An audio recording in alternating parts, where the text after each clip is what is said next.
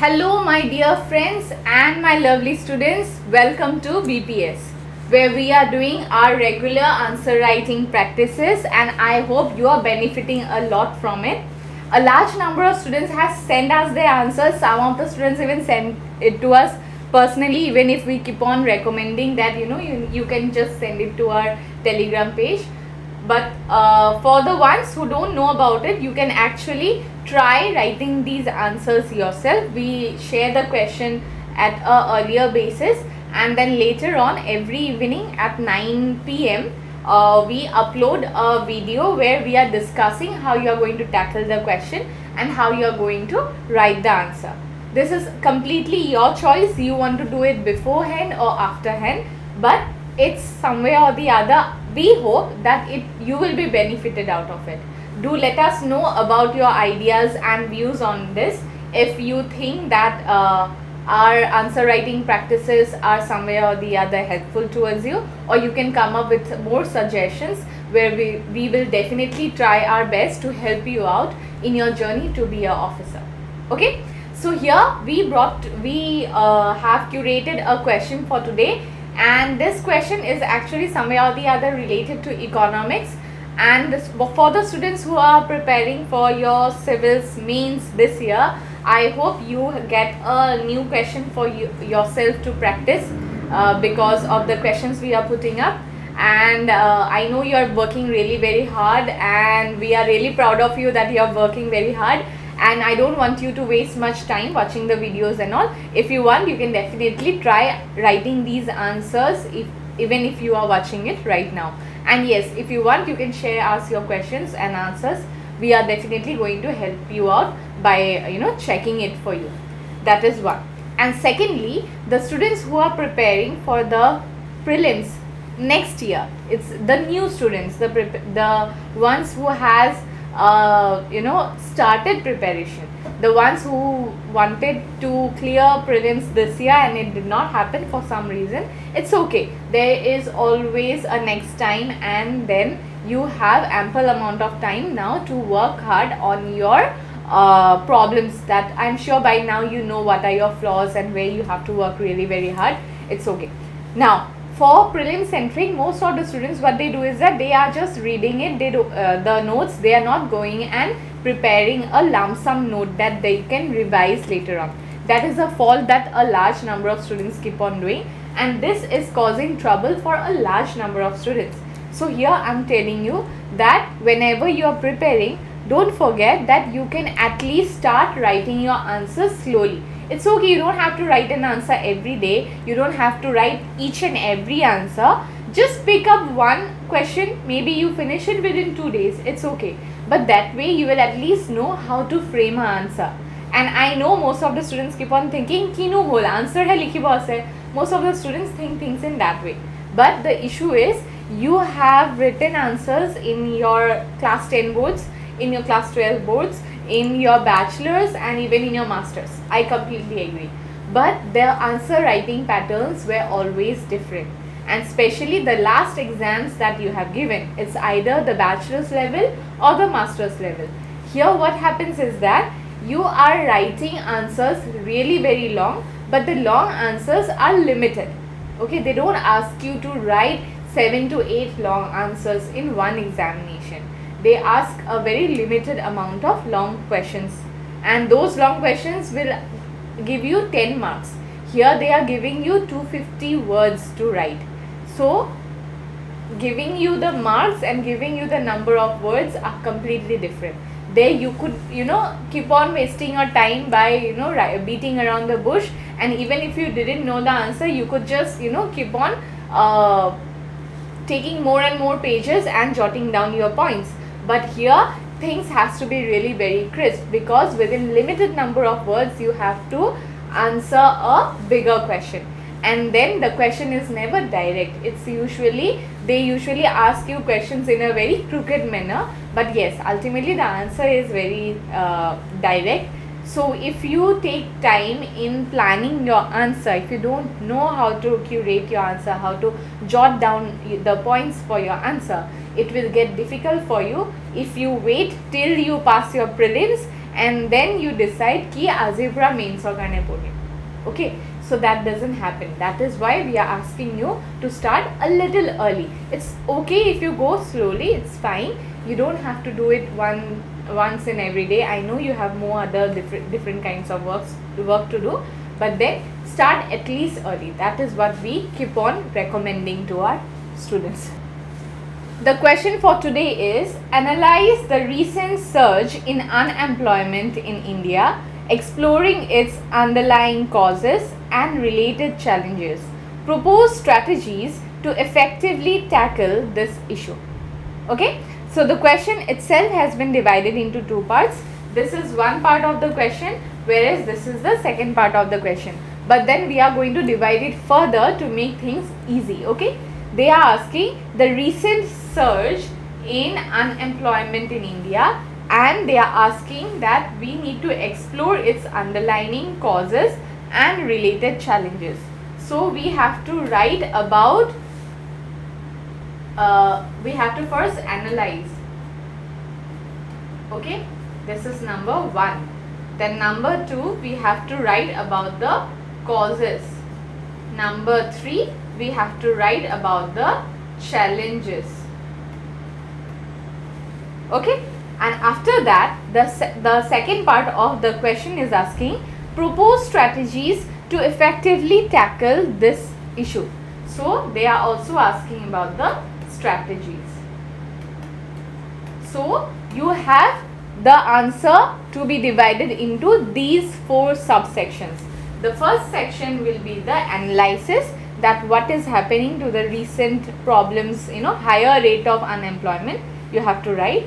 Then you have to write what is causing that problem.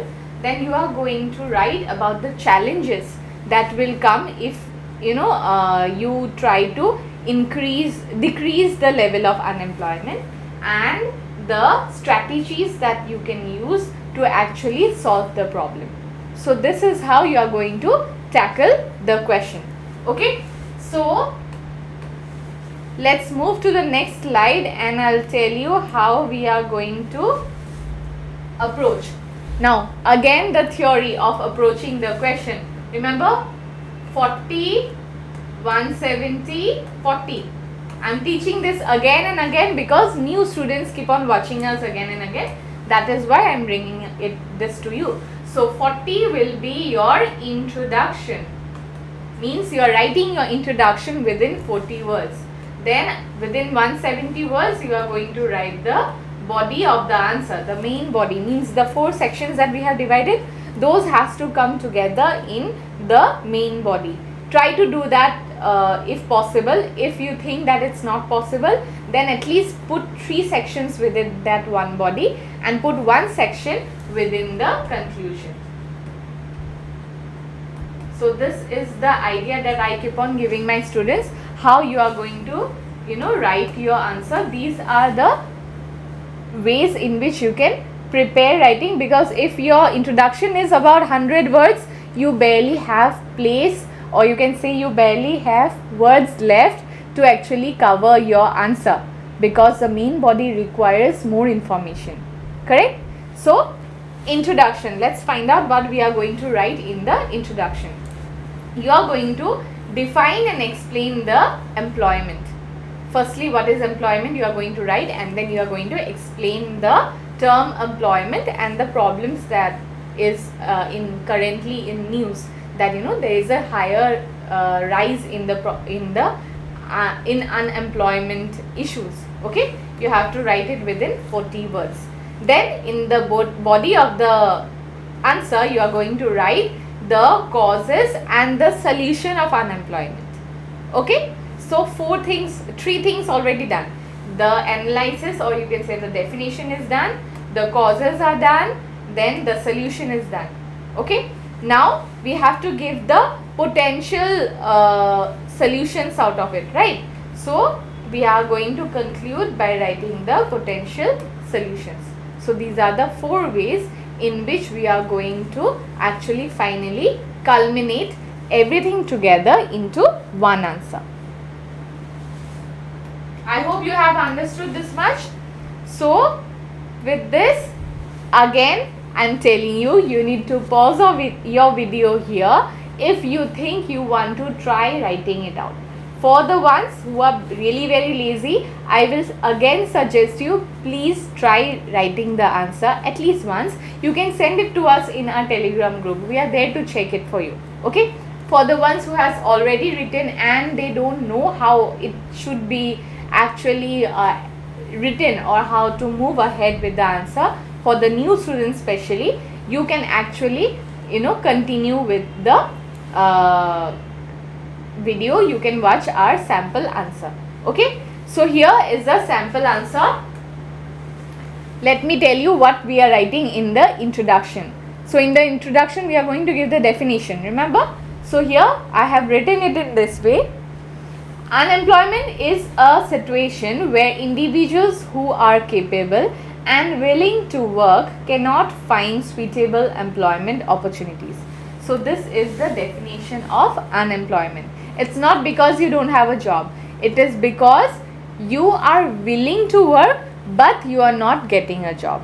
That is the situation in which you are called unemployed. But a person who is, for example, your mom who stays at home, who is not working, she is not called unemployed because she did not try going out to work. Okay, so this is the definition that needs to be understood. Between many students, they don't actually understand the term unemployment. It's an economic term. You need to know the difference between employment and unemployment. Okay, then the second part of the introduction, the next sentence is, it indicates a mismatch between the labor force and available jobs, leading to economic and social challenges. So you are somewhere or the other pulling the answer, or you can say pulling the introduction towards the problems that we are going to discuss in the next section. So you are mentioning that this is actually a mismatch between the labor force and between the jobs which are available, and this causes economic and social challenges. Okay, so this is how within a very limited words you can actually write a large number of information and try to portray it within the introduction of your answer. Clear? Moving to the next section, the main body. Okay, the main body starts with causes of unemployment in India. So the first cause, economic growth without job creation. So the first cause is you are thinking about the growth of the economy, but you are not creating new opportunities to work. So India's GDP growth has not proportionately translated into job creation, leading to high unemployment rates despite economic expansion. So India's economy is really very rising. You know that in the first financial quarter of 2024, the GDP of India is so good that we have come in the 5th rank in the world GDP context, okay, among all the leading nations. Now if that is the scenario, but here people are unemployed, okay, most of the people have turned into creators, most of the people are trying to find different source, they're trying to learn different kind of things so that they can find work or create work for themselves, generate some kind of work so that they earn something for the to live, okay, for their living. Now economic growth is happening, but the government is not able to create new job or to create new job opportunities, and that is a problem. That is why the unemployment is rising. This is the first point. The second point is educational mismatch. The education system is heavily theoretical, lacking practical skills and vocational training, resulting in graduates who are not employed by current industry standards. With the fast advancing industries, especially in the corporate world, you have to be really very spontaneous. And the education system that India has, no doubt we have the NEP, okay, we have started the NEP, but yet the education system is really very slow. Students are slow. In fact, I can give you an example where, if you know people who have done bachelor's or master's in English, okay, if you know, in most cases, I'm not talking about everyone, in most cases, those are the people, they are they don't even have the basic talking skills. They know that they have mastered in English, but they don't know how to speak English. So this is a problem. And I am not talking about the people with accent. It's okay. Even I have an accent. You have an accent. Everyone has an accent. It's okay. I'm talking about that you are not able to even communicate in English even after mastering or graduating with English as a subject honors. So that is sometimes really very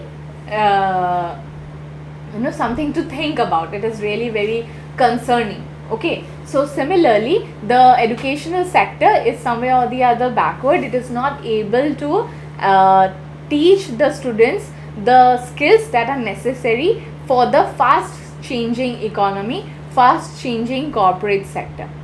Understood? So this is another problem that is causing unemployment.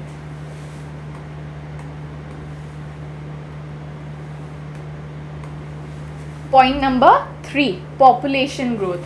So the large population that India has, that is rapid population growth, has outpaced job creation, increasing the labor supply without a corresponding rise in employment opportunities. So this is another point, and I think I don't need to explain this point. That is why I'm not explaining also. Population growth itself tells you a lot. Technological advancement. Automation and technological changes have rendered many traditional jobs obsolete, leading to structural unemployment. So here I can give you an example. For technological advancements, now we have the different apps. We have apps like Uber, we have apps like Ola, we have Rapido. Okay, these are different apps that makes you commute, your commute easy, especially in the city areas. Okay, now in the city areas there were 3 types of commutations before that. You have either the rickshaws, the auto walas, or the bus. Clear? Now because you have Uber, Moto or Rapido, you are using these because they take you to places faster, and max to max they are giving you just 10 to, they are asking you extra 10 to 12 rupees mostly. So the rickshaw wala who would actually do manual job and take you from one place to another is somewhere or the other not able to feed his family, or he's not able to meet his ends.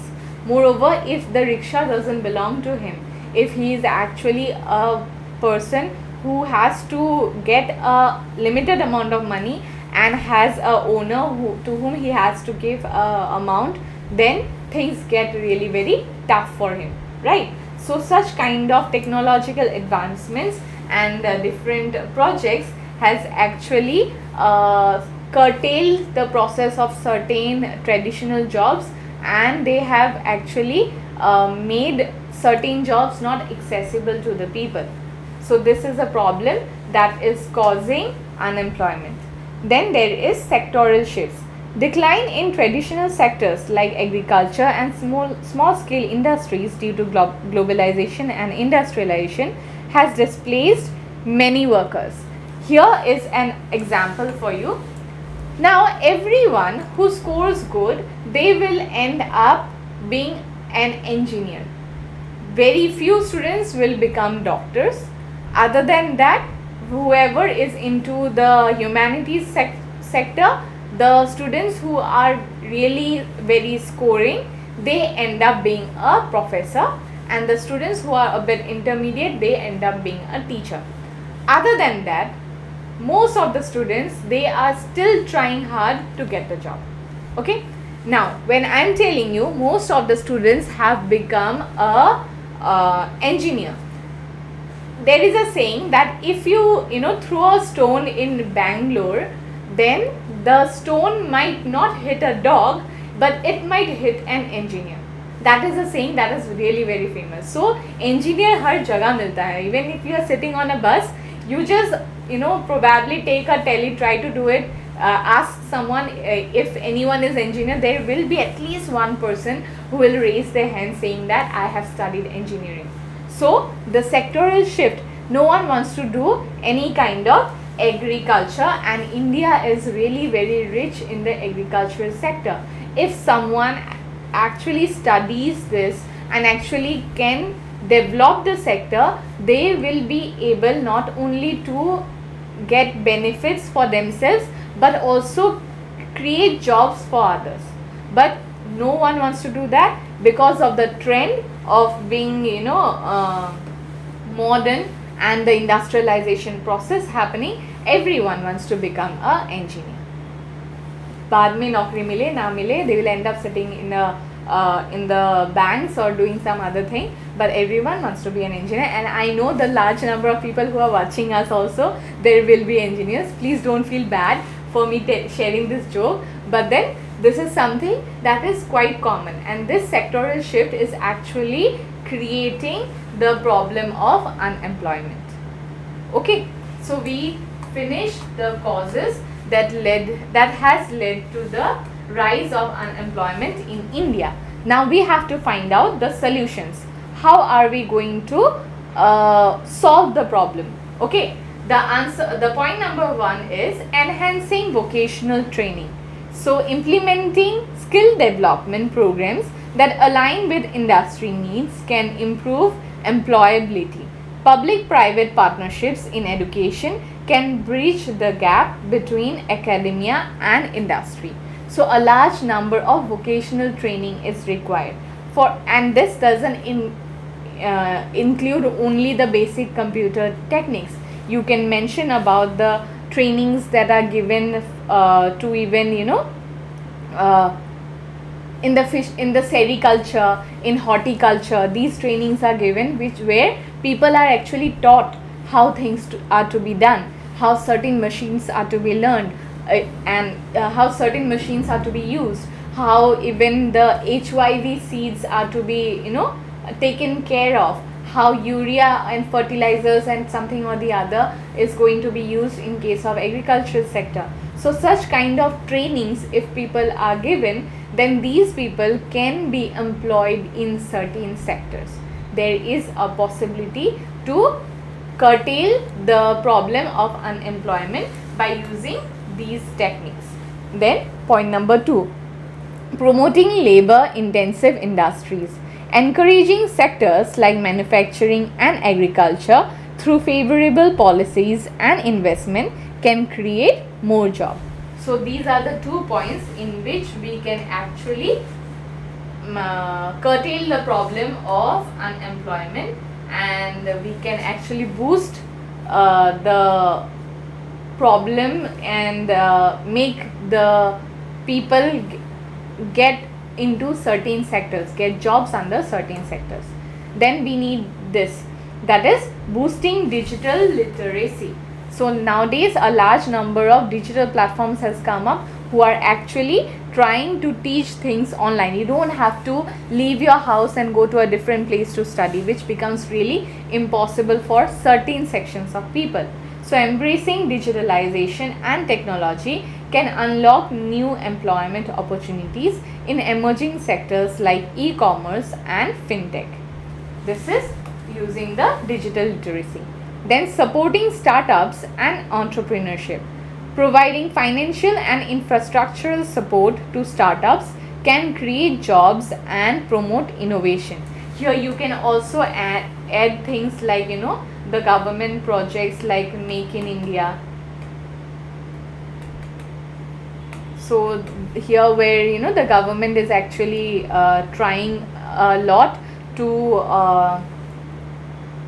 help any kind of entrepreneurs which are actually trying their best to do something in the society. So if there is an entrepreneur, they are also trying creating more jobs because that person is with idea that he needs someone or the other to do the job. so he can actually create job opportunities for a large section of people, and the government can give assistance to them.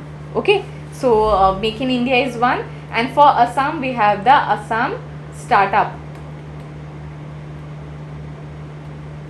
So these are different startup ideas of the government where they actually help entrepreneurs to create more jobs or to go about in creating jobs. Then policy reforms. Stronger labor laws and effective economic planning can ensure a better balance between labor supply demand. So obviously if we have a better policy and a better laws and good economic planning, obviously we can have a better balance that is between labor and supply demand. Okay, this is how we are going to try to solve the problem of unemployment in the country. Now comes the conclusion. To effectively address unemployment, India needs to focus on comprehensive policy reforms, skill development, and sectoral diversification. By investing in education, support labor intensive and emerging sectors, and fostering innovation and entrepreneurship, India can create a sustainable employment ecosystem that harnesses its demographic dividend and drives economic growth. So ultimately, what are the points that you have mentioned previously? You don't have to write again in details. That is why you are just, since you have explained things really very well in the previous section, so here in the conclusion part, you are just naming it. Okay, like you have written comprehensive policy reforms, then skill development, sectoral diversification, then investing in education, supporting labor intensive and emerging sectors, fostering innovation and entrepreneurship.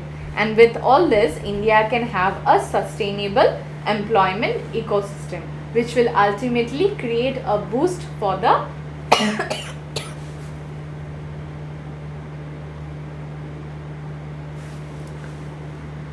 which will ultimately create a boost for the entire economy. Okay, so this is how you are going to write this answer, and I hope a large number of students actually try writing these answers, and we see their answer sheets in our Telegram page. And for the ones who have already written the answer and you tried telling this answer, I hope that you were benefited with this session. So we will come up with more such questions in our upcoming classes. So till then, take care.